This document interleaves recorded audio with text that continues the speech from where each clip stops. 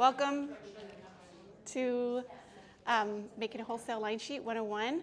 We're going to get started. I'm going to try not to use this. Can everybody hear me okay? Okay. My name is Jessica Salazar. This is my colleague, Kirsty Rochon. We're here in partnership with Seattle Made today. Kirsty and I work, we both have our own independent marketing firms, but we work in partnership with City of Seattle, OED, the ABC program. At the end, we'll learn kind of more about that. And once we've told you how to create a line sheet, you can onboard to the program. It's a free program, and we'll help you bring it to life. You want to say? It's Kirsty. Sounds like thirsty. I know sometimes it's silly, but it's an easy way to remember it. Welcome, you guys. Thank you so much for coming. Want to make sure everyone got lunch and beverages. Restrooms are just outside here to the right.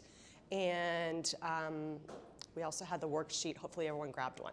So, yeah, it should have a checklist. Also, is anybody here does not want to be on camera for any reason? Okay, cool. Just double checking. I'm actually going to stand up here. Okay, so I'm assuming everybody knows if you're in the right spot. We're here to learn how to build out a line sheet, specifically to sell your wholesale product. So my personal background, I've been a self-employed artist that has wholesaled 3 different product lines that I've created over the last 20 years.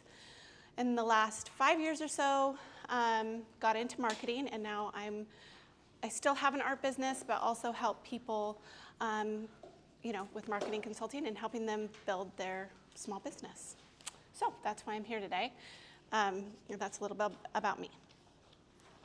Okay. So first of all, we're going to talk about what is a line sheet.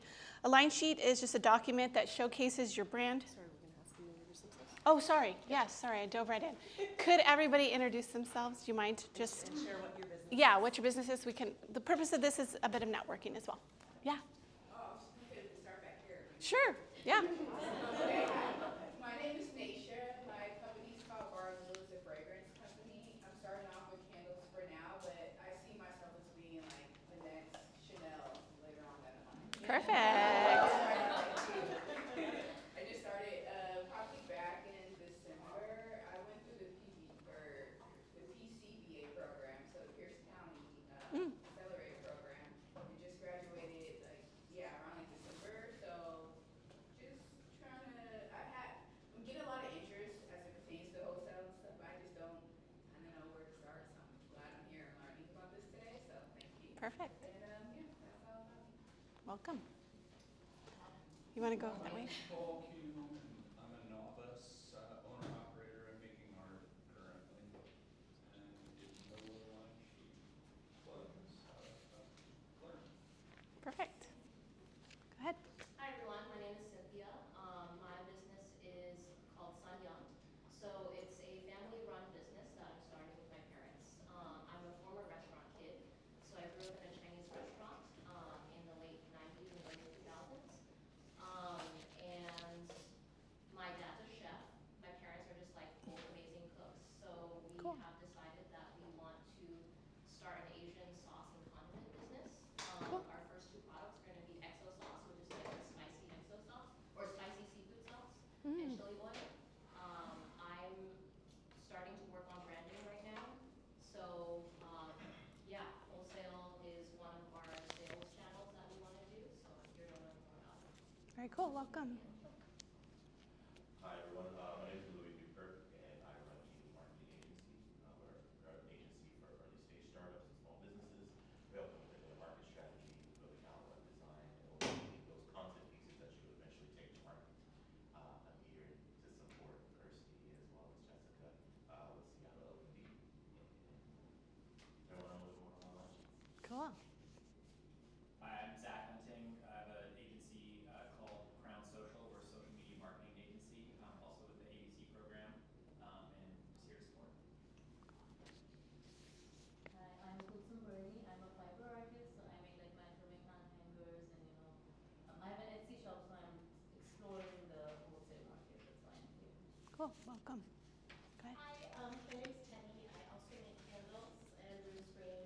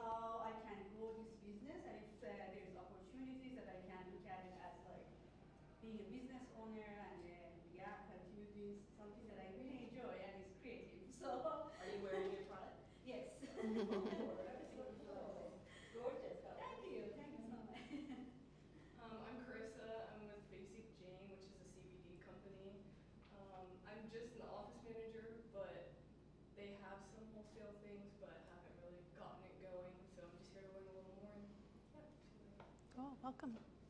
Hi, I'm Amina Abdullah. I'm a baker. I'm representing Lane Hill today for brown sugar baking. She's always been my mentor baker, so it's worth the commute from Virginia to come here and learn and support her. Cool. Very cool. Hello, my name is Leslie. I'm the marketing manager at Refugee Artisan Initiative, and I'm here to learn more about the wholesale line sheets. My background is more so in branding and social media, but I've always wanted to take a dab at line sheets as well. Cool. And my name is Bob Blade. My business is Salt Blade. I'm a salami maker. I've been doing it in Seattle for 11 years now. Wholesaling all that time too, but I've never been attracted to line sheet. So it may be time to step up my game a little bit. Welcome. My name is Van, and I'm a upcycler textile artist, so I make clothes, and I'm curious to how that works with like wholesale. Yeah. My name is Lisa Gilbert, and I'm the founder of Redesign Collective Upcycling Studio, and I divert interior design textiles and make home decor and accessory products. And I'm also here to up my game, scale, and figure out how one-of-a-kind products could fit in. Very cool. Well, I'm Lorena, and I'm here to mind Monica's business. I'm her assistant. Hi everyone, I'm Monica Colgan from Launch Industries, and we're a one-stop shop for small businesses to get support with payroll, bookkeeping, marketing, HR, finance. Nice to meet you. Nice meeting you. Hi, everyone. I'm Faye Anderson. I am the owner of Louis Vuitton. It's a Seattle-made performance health and wellness dog products. We have quite a large selection of products. It's more apparels, accessories, and for cats, dogs, with skin issues, health issues, cooling, calming, toxin-free, natural, sustainable, and I've been approached by Nordstrom a few years ago, and they wanted line sheet. And I didn't have time. I looked at it and briefly, and I didn't have time to explore. So they reached me again. They want a carrier line, but they want line sheet, and I want to learn. I looked at it. I think Shopify has something, and there is a program, but I just didn't know the details. That's what I'm learning. But we are in some wholesale. We've done wholesale, but not in a large volume, and I want to get into more high-end areas. So that's what they kind of looking at. So that's where I'm here for. Welcome. And Yeah. Christopher, right? Yes, Christopher. it is Christopher. Yeah, unfortunately, I lost Louis when he was 2.5 years old, so he's my new CEO. He keeps me alive. Hello, I am Ina, and my business is Ina Patina. I make glass jewelry. Currently, I make jewelry in a way that is really hard to scale up, so I'm in the process of changing to a new product line, and I think about 7 years ago I made a line sheet that I didn't really do that much with, and revise or update it till I just stopped using it. So I'm here for a revamp and to work on my strategy. I forgot to wear my jewelry today, so some lacking in my advertising. Welcome. Danny? Yeah. Hello, my name is Daniela. You can call me Danny. I'm from Vision 7 Advertising, and I mostly help Hispanic people with their businesses, new business, or businesses that they have been in the market for 30 years and we don't know about them. So it's awesome. So I can help them in marketing. Danny's on my team. I guess I didn't share what I do. So I'm a branding and marketing specialist, focused on small businesses, independent owners, building their brand from the ground up. So, all right, thank you guys. Okay, so I'll restart. We're going to talk about defining what a line sheet is and who needs one, right? Okay, so a line sheet's a document that showcases your brand and products, including pricing, ordering details, wholesale terms. Brands create line sheets to help store owners easily review product offerings, prices, and wholesale conditions, aiming to encourage orders. So, and who needs one? If you're a product brand or maker who wants to be taken seriously and sell to stores, you need some kind of line sheet. It's definitely worth your time and effort to create a specialized document or online presentation of your products, and we're here to help. So what are the purpose and benefits of a line sheet? The purpose of a line sheet is to establish a relationship with a retailer and ideally to get an order. Your line sheet should show your products at their best, tell your brand story, feature your unique selling propositions, give a rundown of items and prices, explain your wholesale terms, and make it super easy for the buyer to place an order or reorder. Why do you need a line sheet? If you're working to grow your wholesale as a maker or producer, your line sheet's a crucial document and critical to your success.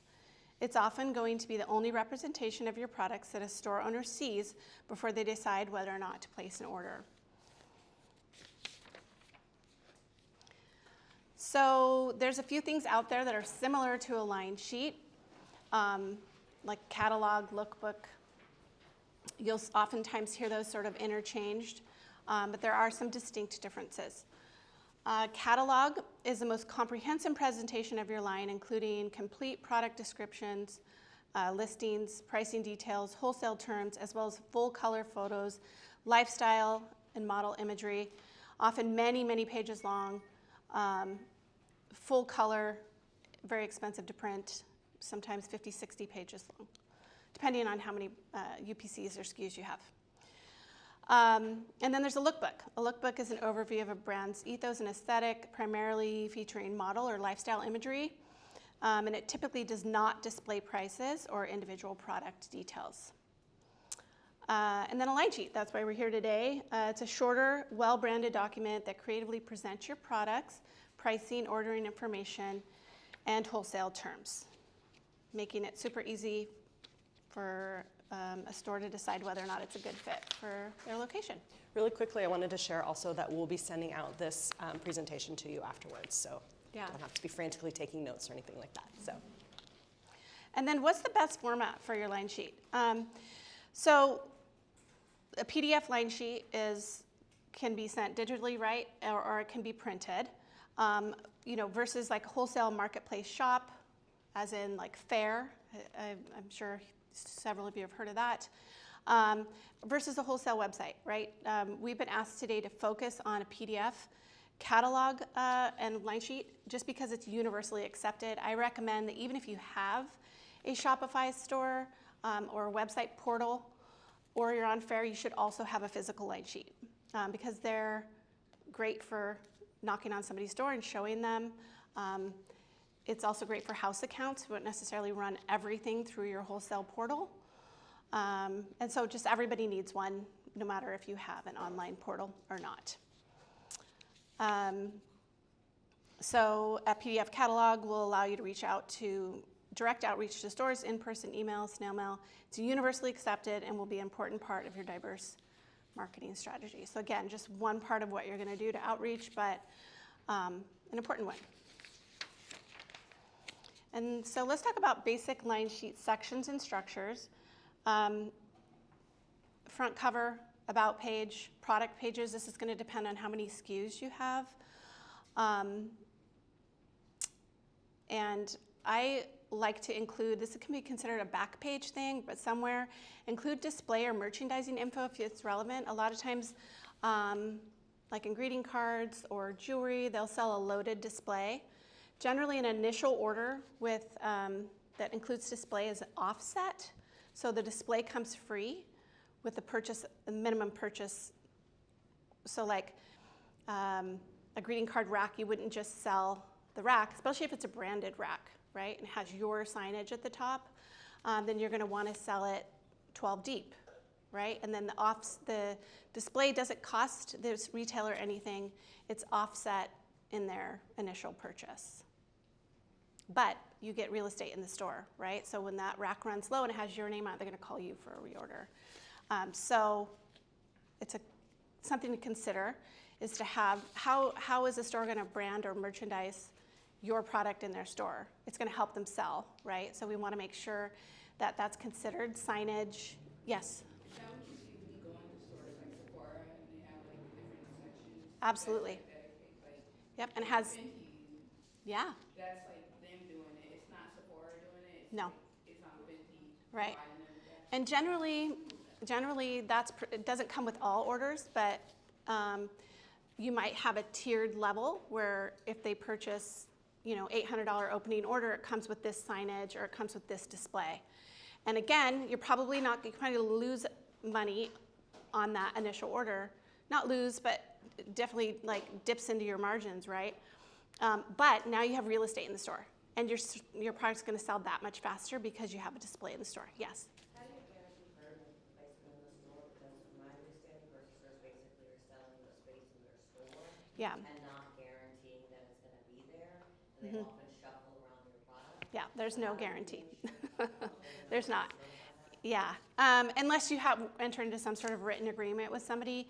I know that when I worked with PCC, they had like you could rent a space. That was like the only account, and I've worked with hundreds of accounts that's ever had me pay for a space. But yeah, there's no guarantee. They're watching your sales.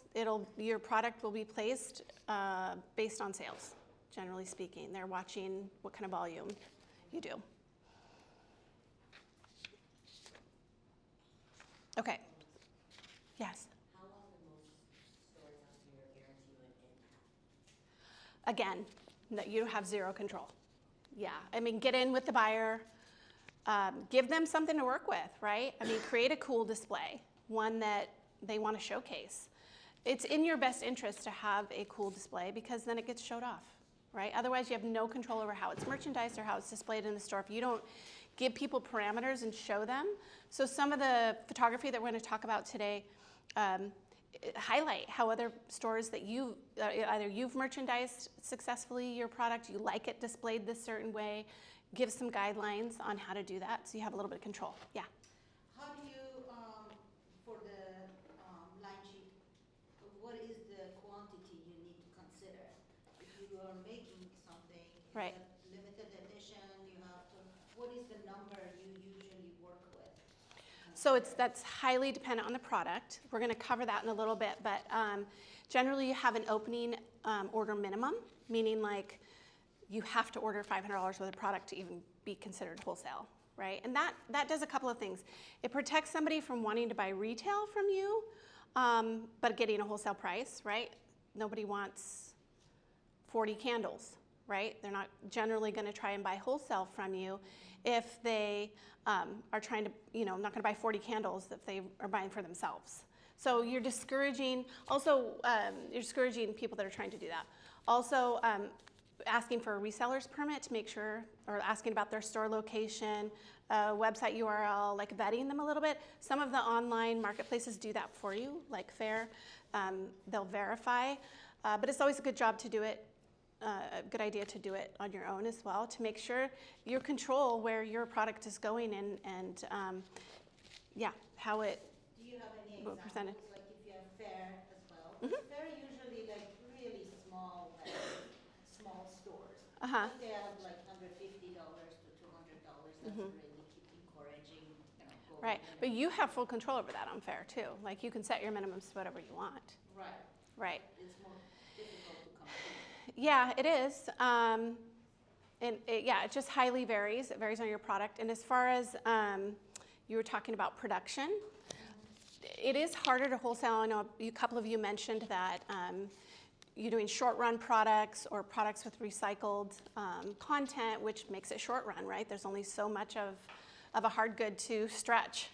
Right. Those are harder to wholesale. So one thing that's not in my notes, but I actually wanted to cover regarding that topic is not all of your line has to be wholesaled, okay? There's some beauty in keeping some of your line as house account only, so people have to come to you for the cool stuff, right? I mean, and not all of your product line is going to have margins on it that make sense for wholesale.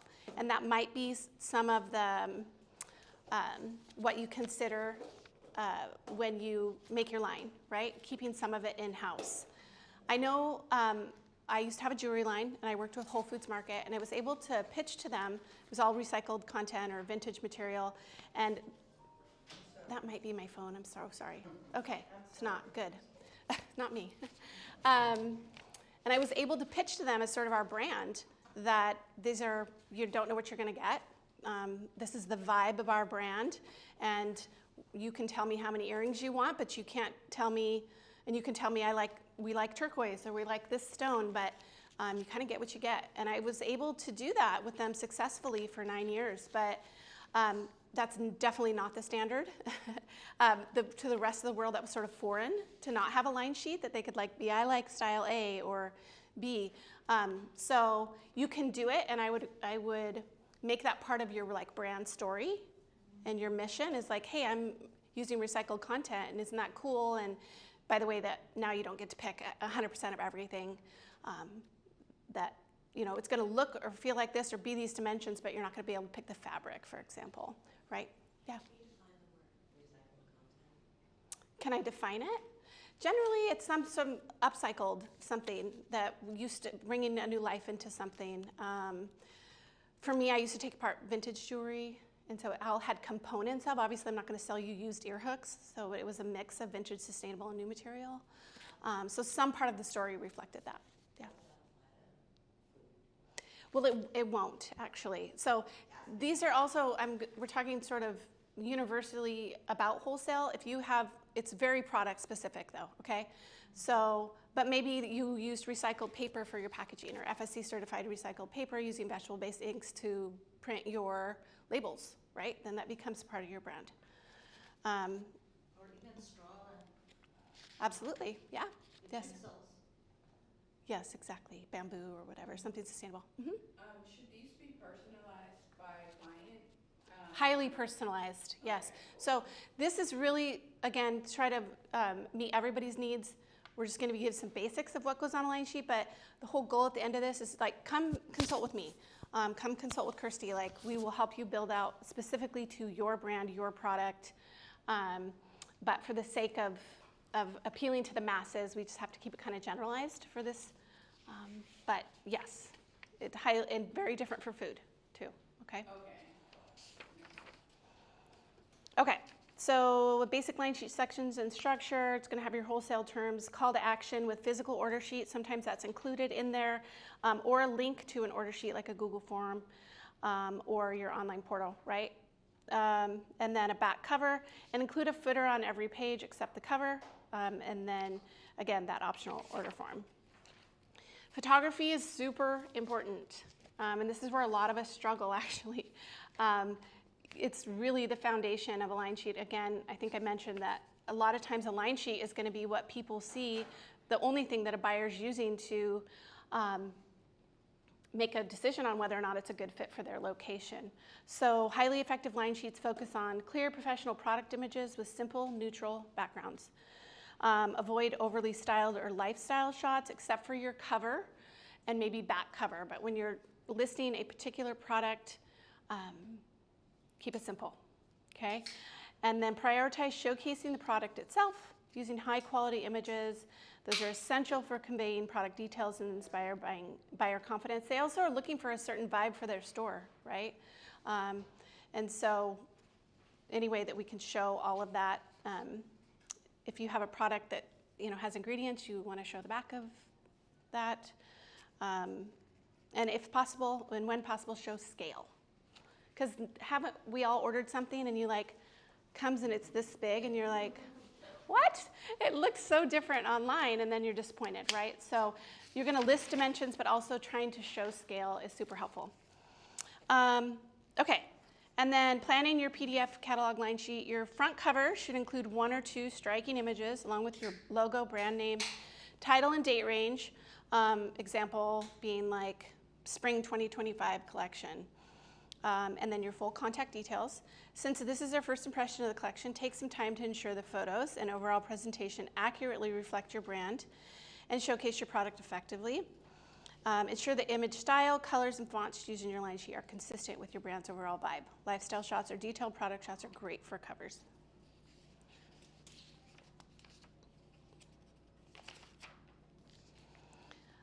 And then we're going to go in and expand upon each of the sections and what the pages should include. Your About page, you want to share a brief overview of yourself and your product, along with a few images showcasing your process or studio.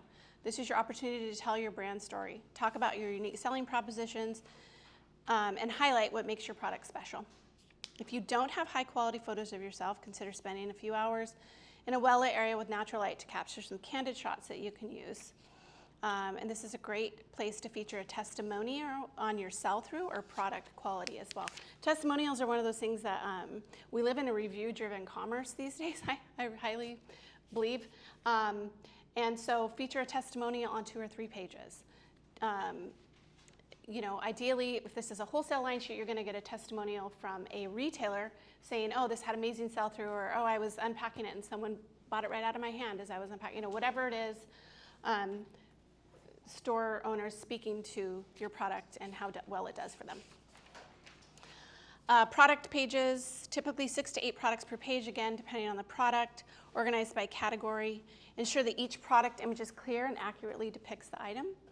For each product, include 1 to 2 photos, product name, SKU number, if applicable, the MSRP, which is the manufacturer's suggested retail price, wholesale price, generally minimally keystoned, right? So it's double, they're gonna retail it for double what they paid for it from you. So if I bought a $10 pair of earrings or candle from you, they're gonna retail it for minimally $20 in store, okay? That's how the general rules of wholesale, and sometimes higher end places might be 2.5% to 3% markup, okay?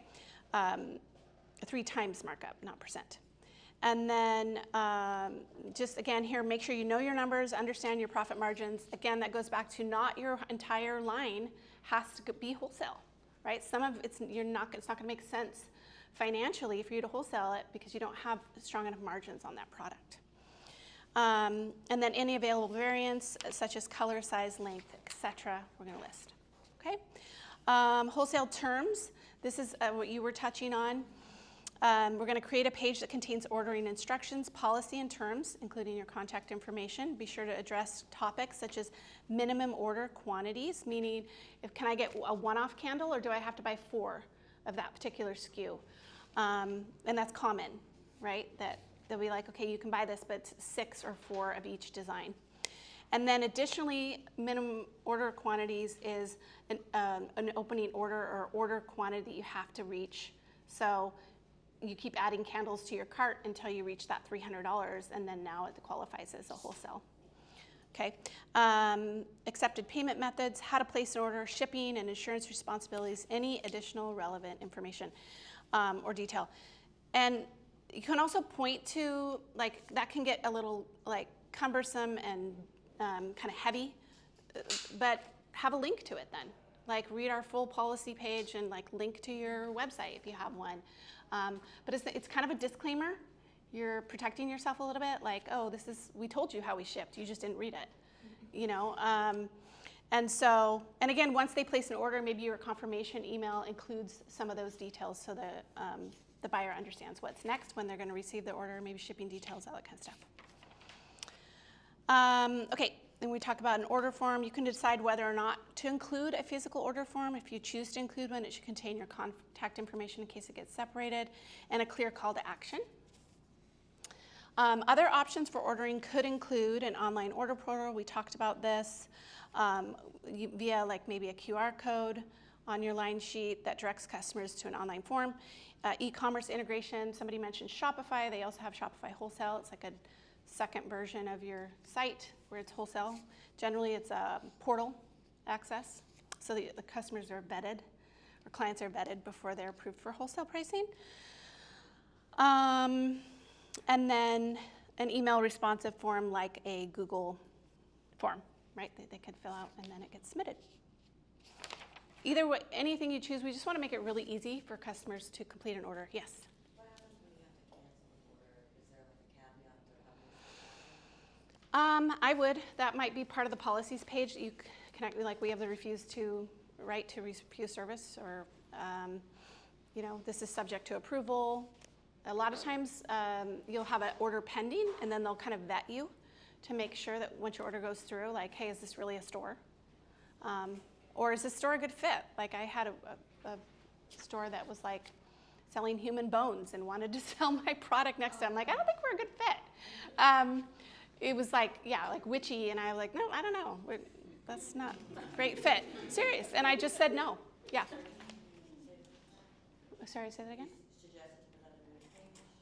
Oh, just a policies or FAQ page. Again, you're not going to really live on your line sheet, but if you have specific policies or they're super, strict, put a link to them. We want to keep it pretty light, a wholesale line sheet pretty light. They can dive in deeper by giving them a link to your website or something online that talks about those policies. Yeah. Have you ever had a situation like that kind of like, not bad, but I don't know, I guess, yeah, bad, where like you sold to somebody and they just didn't represent your brand how they said they would? Sure. Have you had it outlined in there, and then what kind of is that? Yeah, so generally just don't sell to them again. I mean, it's going to happen. And there's many of my stores are halfway across the world. There's no way I'm going to show up. And you don't, like, you might have a policy that talks about they can use your photography to help them sell, right? A lot of times I'll have that where they use our photography, which is fine with me. But if you don't want to allow that, then like saying that. Yeah, I've definitely had things like that happen, and you just kind of, like, I always go and follow the accounts that purchase from me so I can see, how they're showcasing my product or talking about it online, so that I have a little bit of control. But really, once a store purchases from you wholesale, it's theirs. They can sell it for 4 times that amount if they want to, because they met your minimum. Okay, that actually brings me to my next question. If you're doing like white label stuff, do you still create the sheet for them? Yeah. Can it technically be their product? Yeah, right. So yes, you would still going to have minimum order quantities, opening order, resale terms, all of that. You're just agreeing for them. So white labeling, for people that don't know, it's basically you give it to a business and they put their label on it. And you might have part of your line or only some of your products that you do that with. Okay. Yes. When I had my shop inside of my restaurant, Yeah. we sold Excalibur dehydrators and Vitamix blenders there. And both of those vendors had very strict parameters around what we could sell things for. Oh, really? There were minimums. We could not sell it For less than, yeah. amount, and we could not go above it. They Oh, wanted to interesting. maintain their, brand pricing across Yeah. all of the retailers. Yeah, that also brings up a good point to me, is that you never undersell a retailer, okay? So if you sell for $10, they're going to sell for minimally $20. It should not be $17 on your site, because then that's called undercutting your retailers, and it's a really good way to burn bridges, because they're watching, right? You've sold to them. Your goal is to help them sell and encourage them to sell. So oftentimes on my social media, I might feature a store that's in North Carolina or not far from me, right? Because I want to help them sell, so they reorder from me. So, but definitely do not undercut your retailers. It brings up a great point. Yes? Going back to the white private label, would you recommend doing one line sheet for both private label and wholesale, or would you recommend 2 different line sheets? That's a good question. Yeah, I don't know. Maybe you would do a separate one. You might have different minimums. I mean, they might have to buy more from you in order to get a white label, right? I mean, that's kind of a big deal to take your brand off stuff. Yeah. I always look at my product when it goes out into the world. Those are little business cards that are going out on my behalf, whether or not they're being purchased through my outlets or somebody else's. They still have my brand on it, and that's valuable to me. And so, yeah, your quantities might be higher for white label, just because you're giving that up. How do you protect the general public from finding out that it's actually you behind the white label, like how Trader Joe's and Costco's information is now online? How do you protect yourself? How does one, like an entity, protect themselves from the white label trade? Sometimes it'll say on the back of things, made, like Kirkland, but made by, it'll have that. So I don't know if it's always a secret. Or sometimes white labeling, they'll have you create a custom scent just for them that they sell in the store that you are also not then allowed to sell in your store, right? Because you're then their competition. So again, highly variable probably. Yeah. Also, sometimes people will have wholesale products, and they don't ever Right. selling their products as private label products so that they don't have to dump all this money into their own branding and marketing and trying to get people to know their brand. So that way a store that wants something to get it made could get it made from you as a wholesale product, but it doesn't ever have your brand on it. That's Right. And that's their business model, right? That's what they set out to do. Yeah. Okay, talking about the back cover, I think I read that already. Making it sure you include your footer. We want stores, the whole point of this is that so a store can place an order and make it really easy for them. If it's too hard and they have to dig through and find your stuff and where do I order and where do I click, they're just not going to. You're in a highly competitive field, most of you, and you've got to streamline it. That's a big thing. Okay, I'm going to pass it to Kirsty. She's going to talk about designing a line sheet, and then we'll come close to that. We'll have time, excuse me, for more questions at the end as well. Okay? Okay, so I like to bring a little interactive activity into all of my workshops. And so this is an example of a line sheet that Jessica pulled for me. This is an example of what not to do. I'm wondering if people can, and just feel free to shout out, why you think this is not a successful line sheet. I don't understand what they're selling. Well, the t-shirt, the designs. Yep. It's very cluttered. Cluttered? It's the new Nickelodeon. It's just a dump of everything. And they're all the same color. Can't see the products very well. Visually fudgy. Doesn't have any explanation or little, I would like it, not too much, but a little bit at least. How much do they cost? That's the most important thing. Can't see what's on Yeah, it's so tiny. So, okay, great job. Unless they are all the same price, then you don't need to repeat it, Yeah. right? Couple of other, you slightly brought it up, but the imagery is so dark. Like, I couldn't even tell what's at the bottom of this. You never get a second chance to make a first impression. If someone hands you that sheet, they're going to be like, yeah, never mind.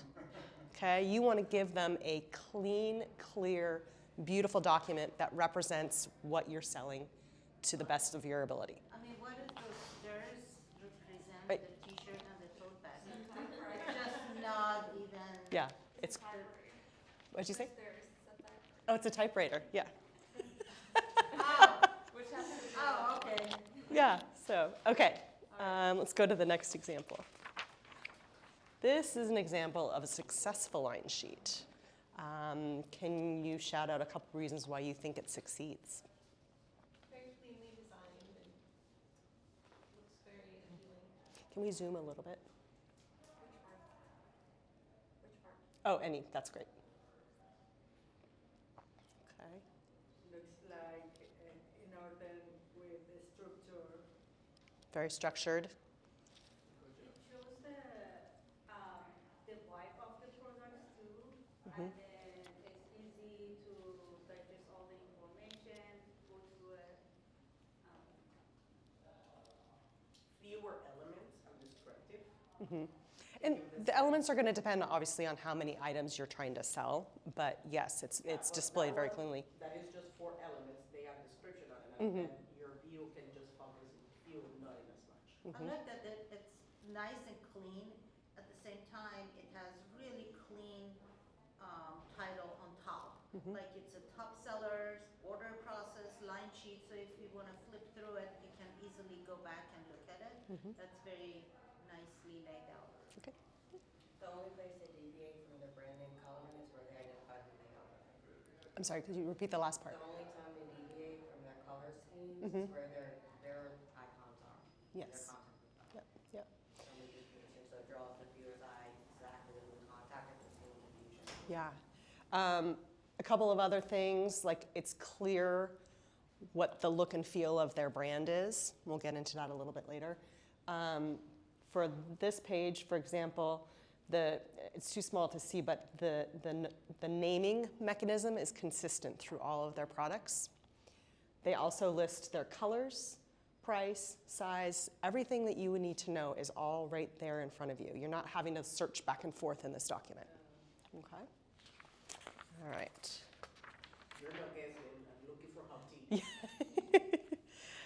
Okay, so when you arrived, hopefully you received this document. Created a little checklist for you. This is ideally what you have at your fingertips before you start building your line sheet. It's going to take some time. Dedicate an afternoon, pull all of your information together, write things out. But my suggestion to you is have all of these items in your hand before you start building your line sheet. I have a question. Mm-hmm. Do you have a clean template, like similar to like some templates? I'm sure there are available, but something that it would be just plug in and not fuss around with it too much. Yeah, we'll talk a little bit more about that in the future, but Canva has great templates you can use.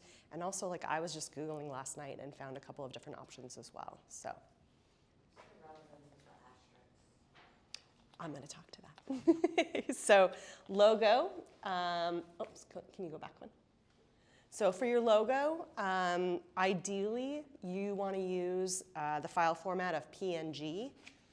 And the reason you want to use that is because it has a clear background. So if you're ever laying it on top of a color or a photo or any other imagery, it's not going to get lost. Okay? Other file formats will work, but the goal should be the PNG for sure. Okay? Your brand story, your why.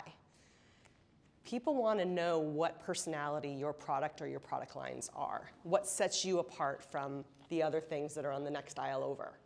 Don't be afraid. Sometimes I feel like when I'm trying to explain what I do, I feel like I'm bragging. Don't be afraid to brag about your products. That is the way you're going to sell it. Okay? And only you can tell that story, right? It's your baby. Product photos. Jessica touched on that a little bit. You know, if your budget is really tight and you have to shoot it yourself, make sure you use a very brightly lit room or outside. If you have a buddy that is does photography for fun, have them come in and do a little session for you and trade and give them a product or two of yours. Use your resources. Photography can be very expensive, but this is your first impression that you are sharing with your potential customers. So you want to make sure that whatever your products are, they're all on the same background. And as Jessica said earlier, a solid color background, white or a light color is your best bet. I had a client who sells a specialty mac and cheese, and he did the photos himself. And he put them on a tablecloth that was the light blue of his brand. So he had a bowl of mac and cheese with blue in the background.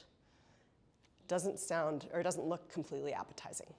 Okay, so think about the color that you're using as well. Does it fall in line with your brand and your story? No, there are apps easily, you can change the background so easily. Yeah, so there's also, there's lots of options. Photoshop, you can take the background out entirely. There's an app called Remove BG, Remove Background. Canva can do that for you as well. Okay. Let's see, product names. I have asterisks on this one because it's really important that you have your products named consistently. You're going to say, sorry, I lost my place here. Sterling silver bracelet with emerald pendant. The next item, sterling silver bracelet with ruby pendant. So I'm not changing around the way that I'm saying it. I'm simply adding in the different product type. It's all consistency. Okay. And what is the line? How many? How long the name you recommend? 5 to 7 words. Because then you're going to give a description, a brief description below it, and that should be 1 to 2 sentences max. Would you agree on that? Okay. Yeah, you don't want to give them a full paragraph, because the idea is you're drawing them in, you're getting their interest level, and then you can either have that conversation with them in person, or they can go to your website for more information. Is there a question? Original sentences, is it 5 words or the new 7 words? So I'm suggesting 5 to 7 words for your product name. No, for the sentence. Oh, for the sentence, I would say 2 to 3 sentences max. Of 5 words? Of the description, no, any regular sentence structure, yeah. I would also add that generally it's an item number that's associated with the name. So it's, it might say A11 and then a title name, but there's two ways to reference it so that it's easy. You don't have to write that out on your order form, or it's just kind of a shortcut. Also for your own internal. Would you say that's the SKU though? Yeah, a SKU is generally, it could also be, a SKU I think is interchangeable with a UPC. And it's so a SKU I think is more like for what you call it, and then you assign the SKU a UPC. Okay. But yeah, generally having to write out a big long title, just give it also a number. I have a question about that. The SKU and what's the difference between the SKU and the order number for what you can lead with? Because I remember in college I used to work in the summertime at Home Depot, and SKUs were a big thing. You just call out the SKUs pretty much. But when you're running, is that because it's well, I don't know. How do you determine what it is? With my products, do I determine the SKU, or do I just make one up, or?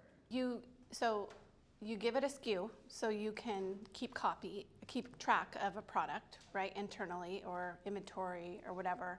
Generally, you share that, and that way is the way that the store tracks it. Also, depending on your product, you might have a UPC, which is that scannable code that is on the back of many products, and that's a unique number that you buy from UPCs.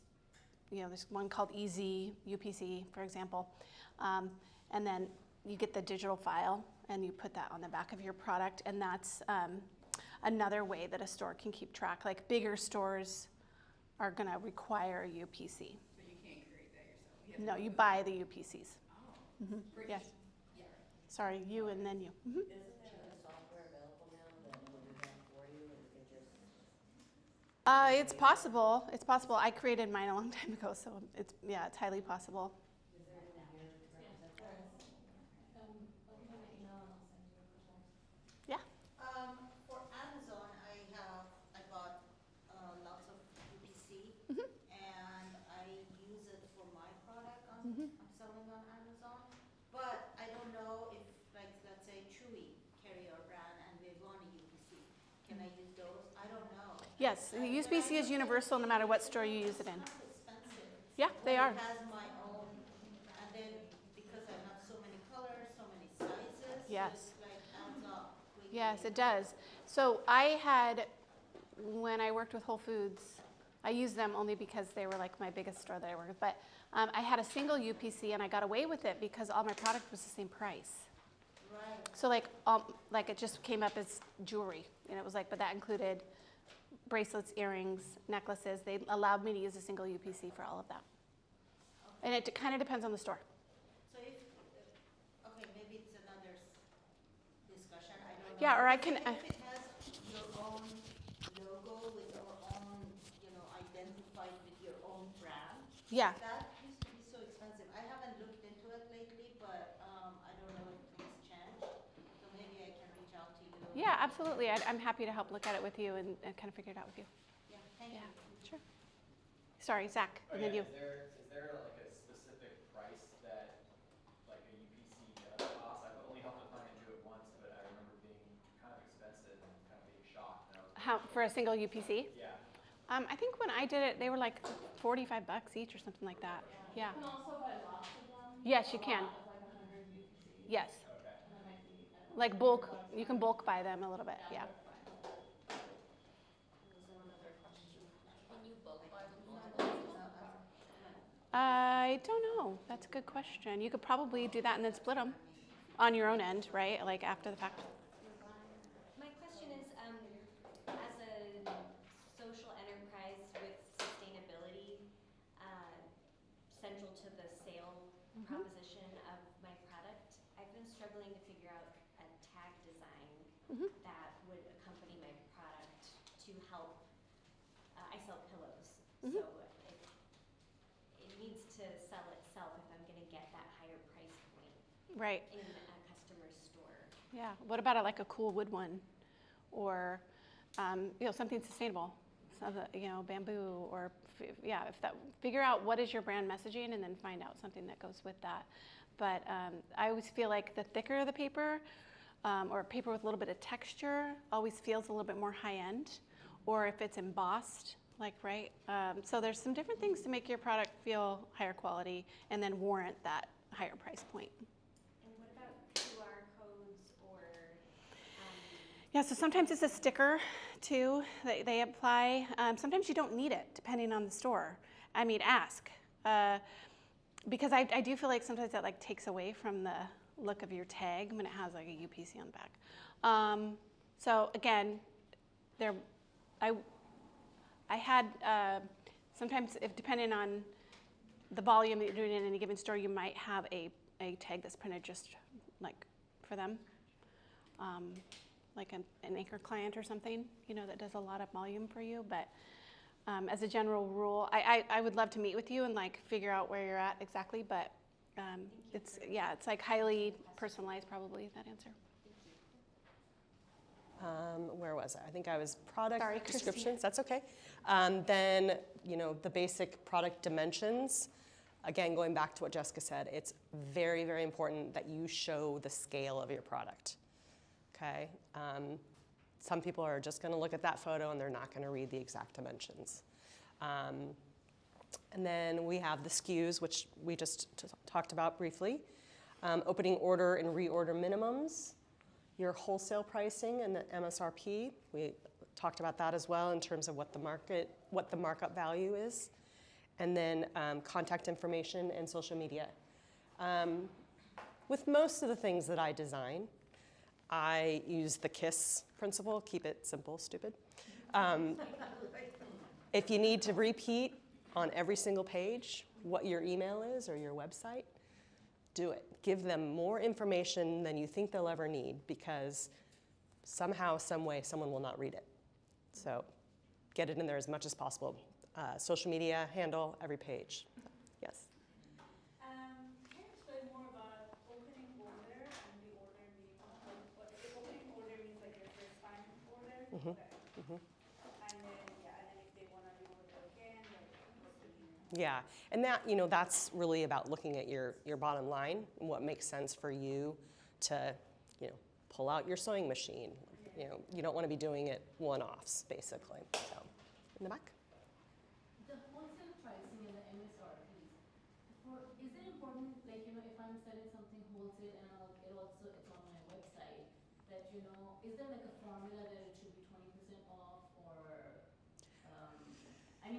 because I'm wondering, why would somebody go buy from that shop and not my website? Right, so we were talking a little bit earlier about how you never want to undercut the retailers, but you also want to promote yourself. Yeah. So I don't know if I have an exact percentage that I would say, but As a general rule, wholesale is marked up.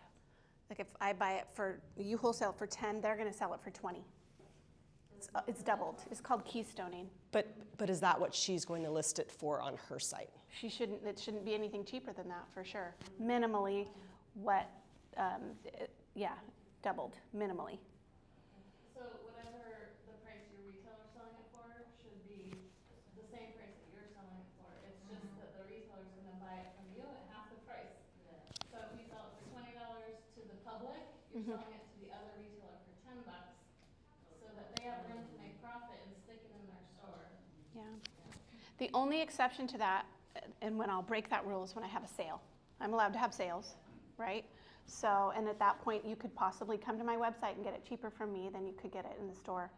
And that's okay. I don't do a ton of them. And it's kind of respecting the fact that they bought it from you and they're trying to make that margin on it, that profit on it. And you can definitely burn bridges if you don't. In fact, many of the online wholesale platforms like Faire will require that you don't do that. Like they'll check. And like stores can report you if they find you doing it, things like that, kicked off. In the zip file of your email is jump share appropriate links still? Yeah.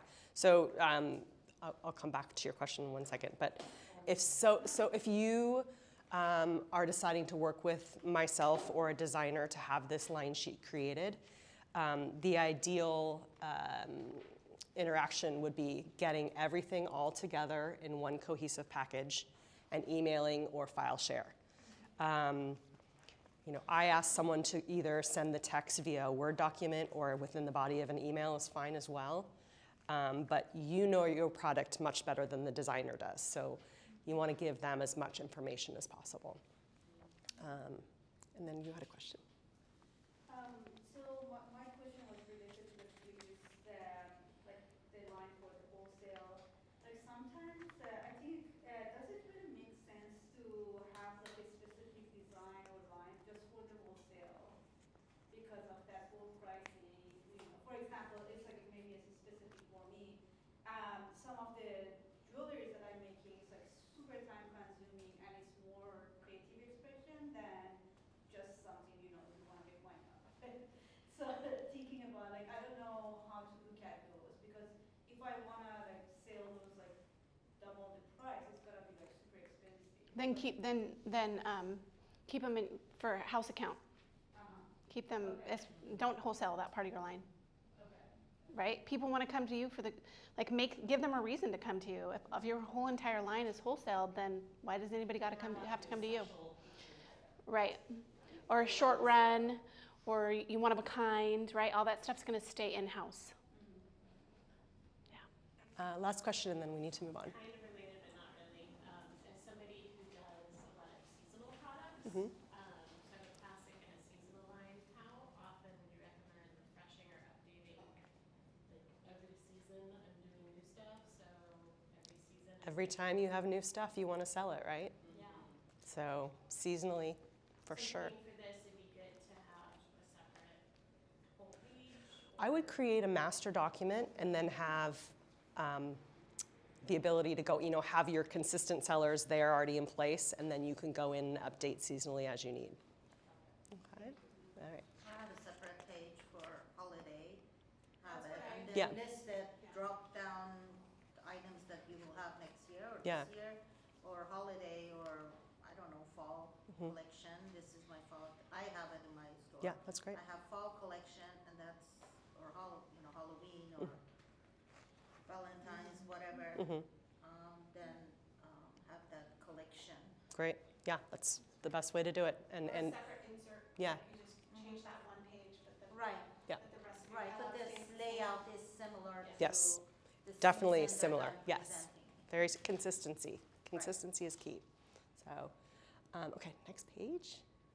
So, if you are trying to create this on your own, what tools should you be using? You've collected all of your information, all your photos, your SKUs, and all of that. My recommendation is one of these two options. Canva, it's free for the basic platform. It's pretty easy to learn and use. You can go in there and move things around, and it automatically saves each time you do that. It has a professional look.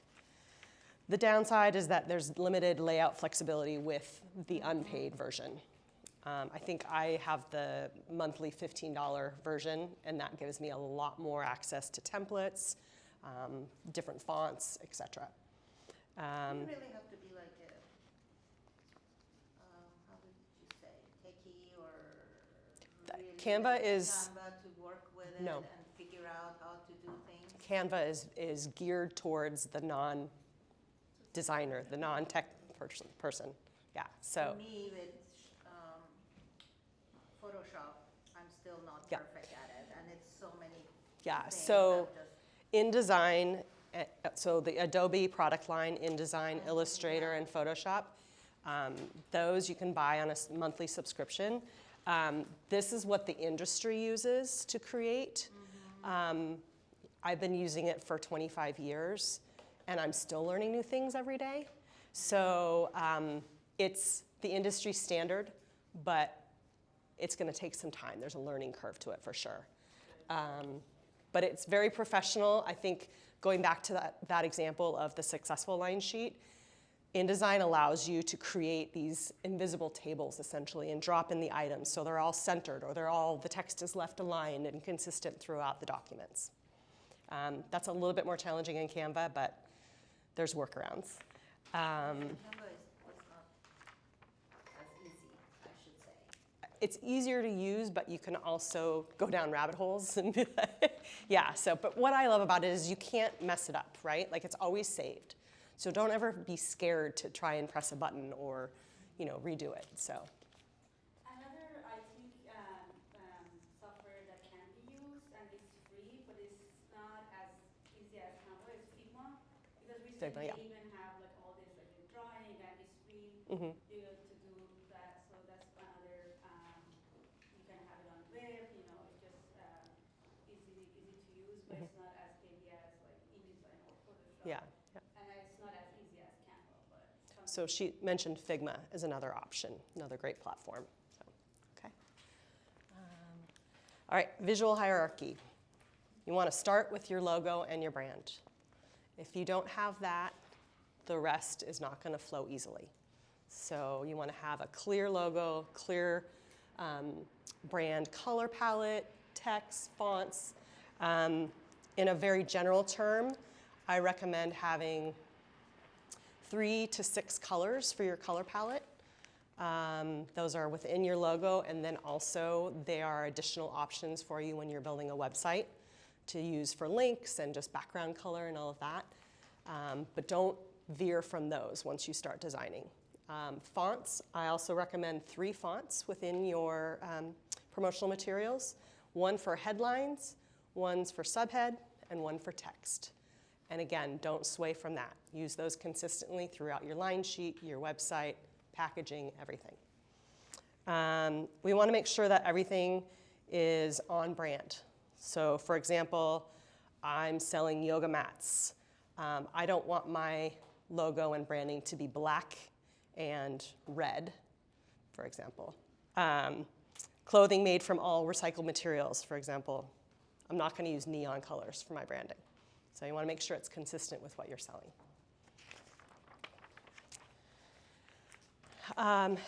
Make it dynamic yet simple. Again, get your contact information in as many places as you possibly can.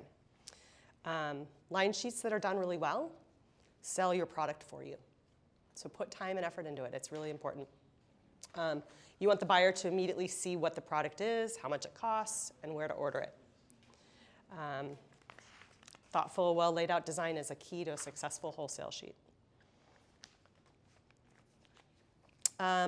Finally, once you've got your line sheet created, proofread it. Proofread it again. Spell check it. Proofread it again. Have someone else proofread it for you. Share your design with friends and family. Have thick skin, though. I always say that as a designer.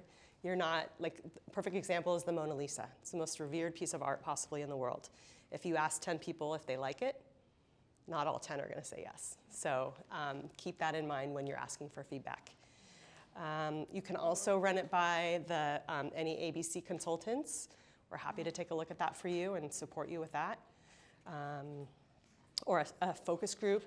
Seattle Made is also a great resource.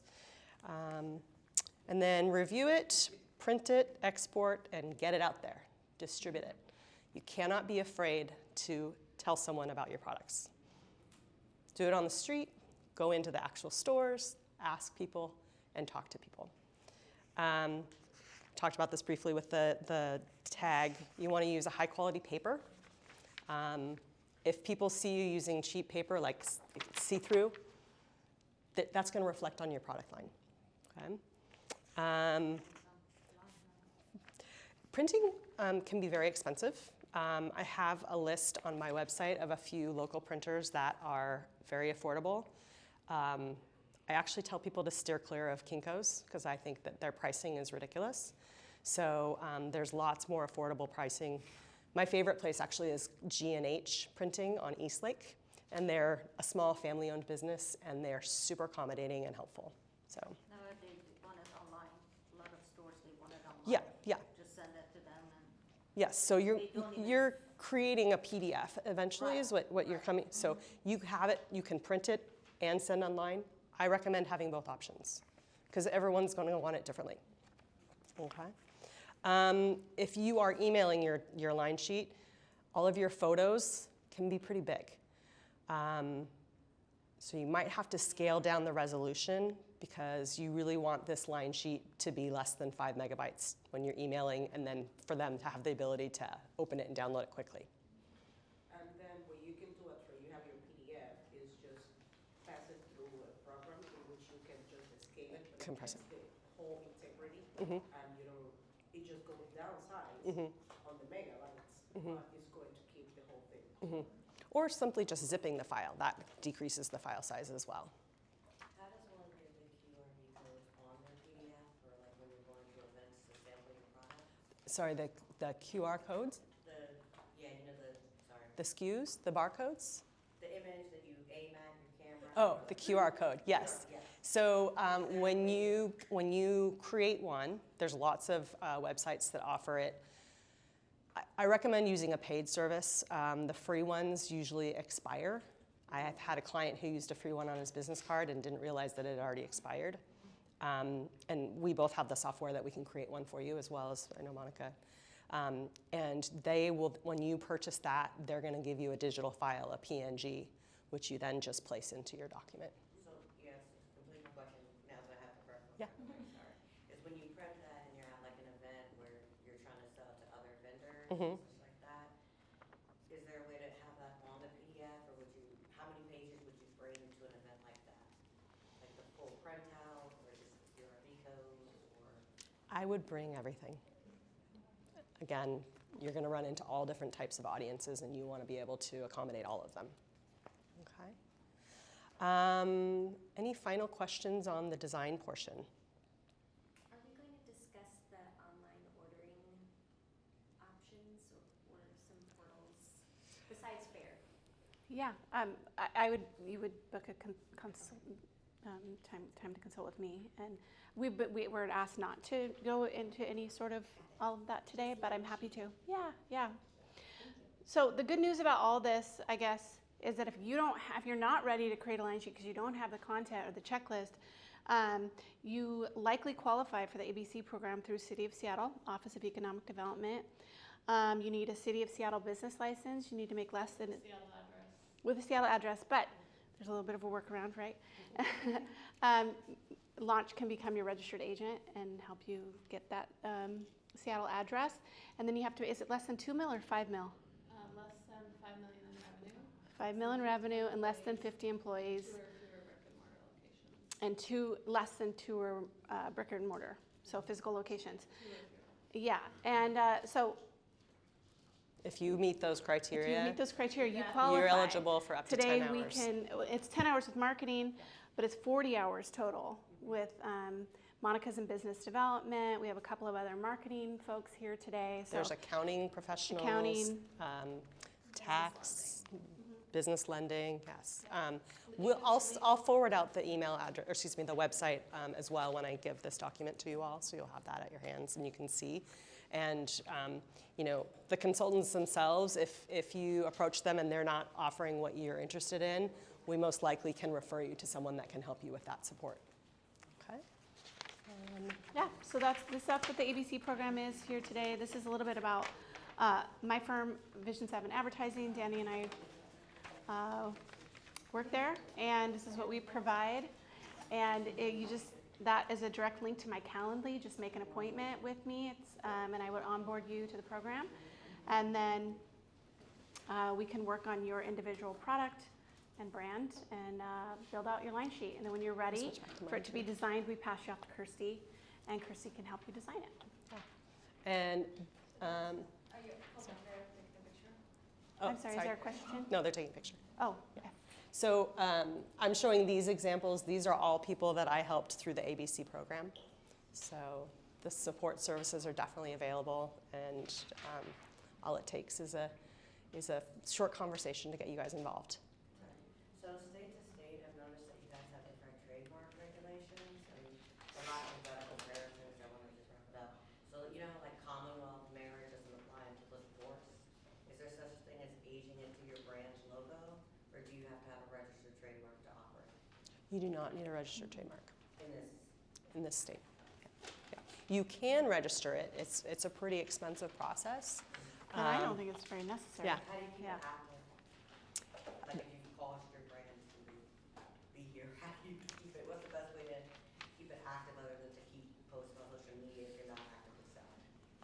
So you're saying you don't want to sell it? I own a trademark. Okay. Oh, I see. I'm just trying to keep the trademark active while I assist or? I believe it's an annual fee to keep it active. I would say Yeah. I can help you if you're registered for the ABC program. We can talk all about that. Yeah. I know a lot about it. Yeah, Monica's an expert with licensing and permitting and all of that stuff too, so, okay.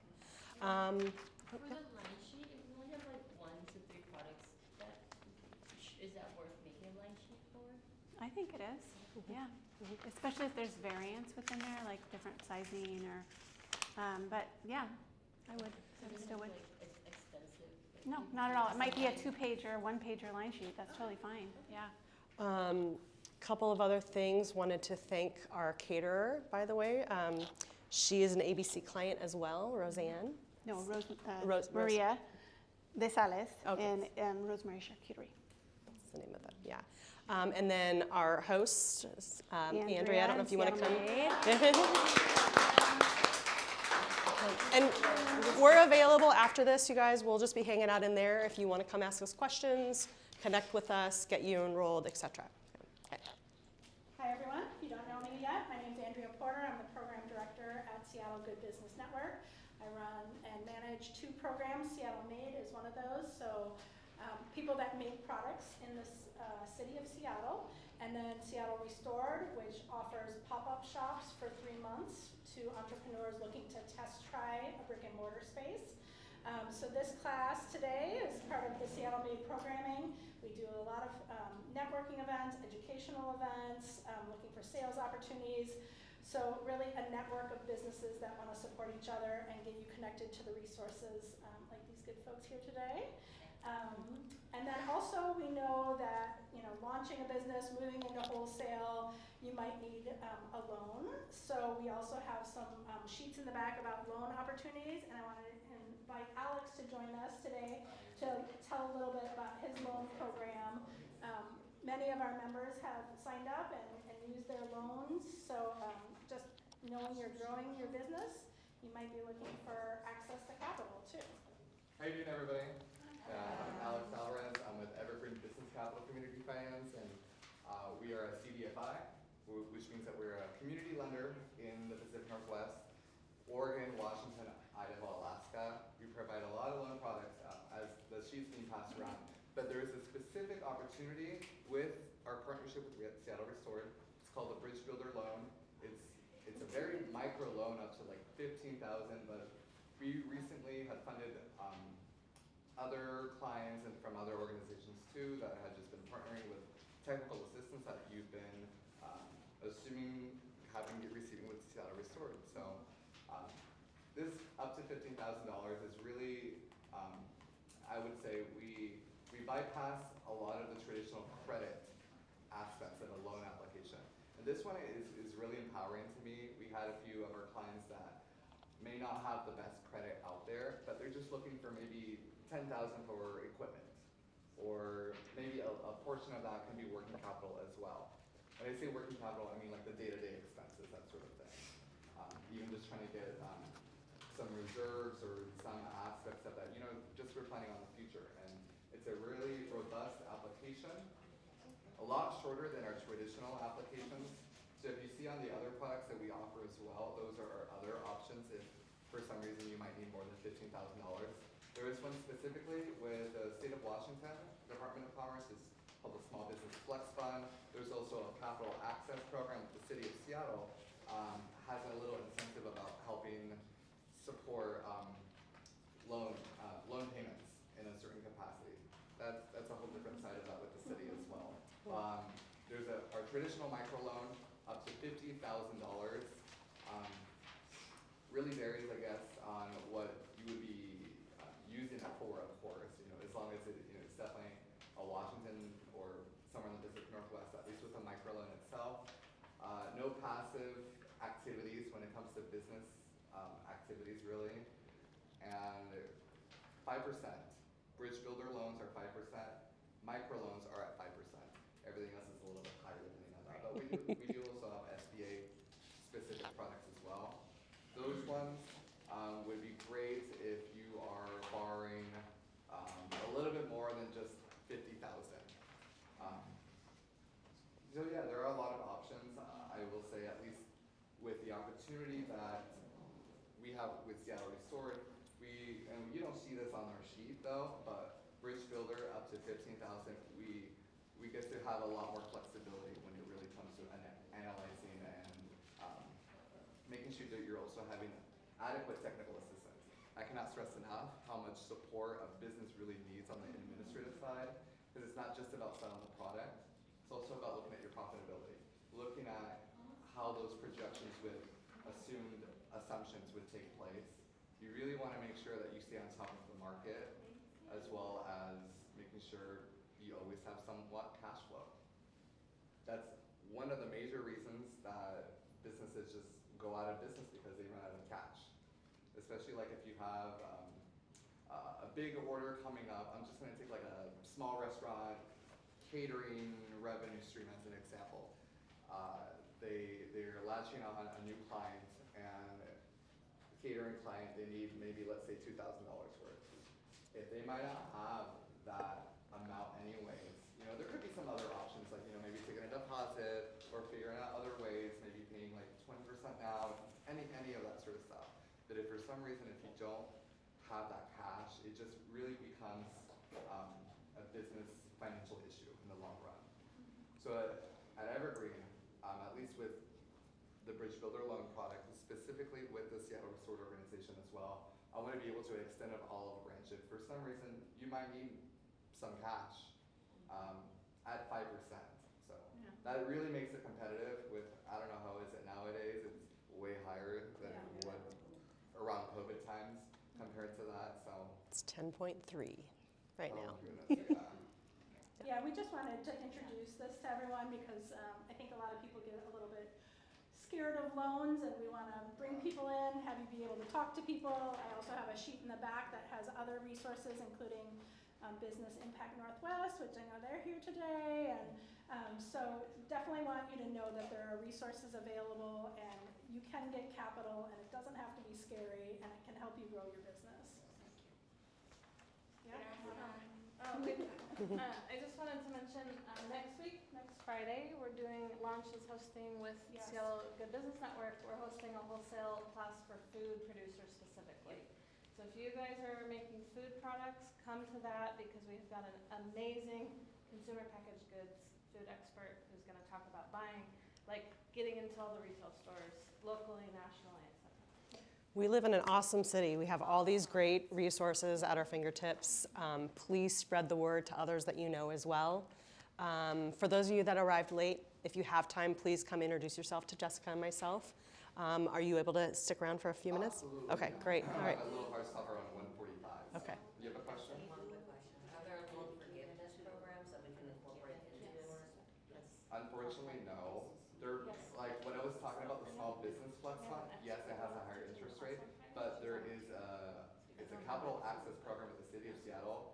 It's depending on, I guess, how long it is, but usually it's like they want to provide some sort of assistance to the principal at year 1 and year 2 of this specific loan program. And you have to be in the city of Seattle.